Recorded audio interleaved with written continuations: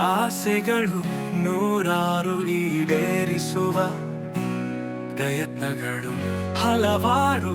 ಆಸೆಗಳು ಕನಸಾಗಿ ಉಳಿದಾಗ ಕೆಡುವುದು ಹೃದಯದ ಆರೋಗ್ಯ.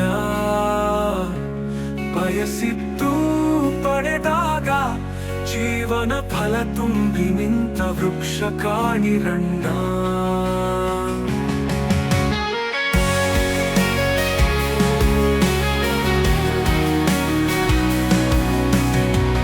ಮೇಲಿರುವಾತ ನೀಡುವನು ಜ್ಞಾನ ಹೃದಯ ತುಂಬ.